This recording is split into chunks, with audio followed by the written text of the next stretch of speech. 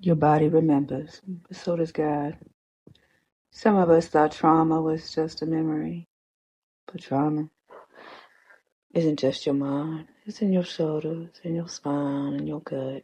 It is in the heavy periods. It's in the missed periods. It's in your jaw. You keep clenching. Your body remembers survival. When you were overwhelmed, your nervous system hit fight, flight, freeze, or foam. And if you never got to release it, your muscles stayed braced. Your cortisol stayed high, your digestion slow, your hormones shifted. Not because of your zodiac, not because of your fate, but because your body was protecting you and holding the trauma in.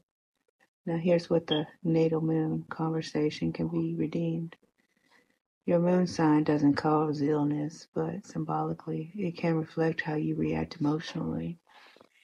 Some react with fire mode, some run flight mode, some collapse, freeze mode, some people please, fawn mode. And over time, that reaction style shapes the nervous system. If you live in fight mode all your life, your shoulders stay tight.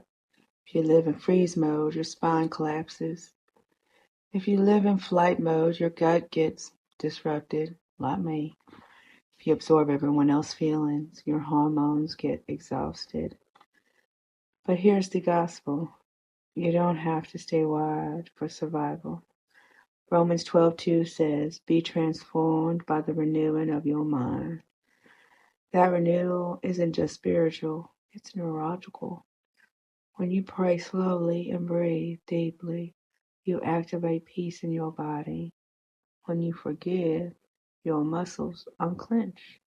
When you worship with tears, your stress cycle completes. When you sit in stillness with Jesus, your vagus nerve learns safety again. Jesus didn't rush trauma. He felt anguish fully. He sweat, he cried, he stayed. He showed us how to feel without fleeing. Your body may remember the pain, but Christ remembers who you are. Psalms 139 says you are fearfully and wonderfully made. Amen.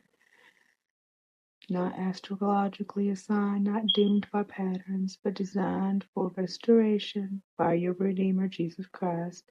So yes, now you respond to how you respond to.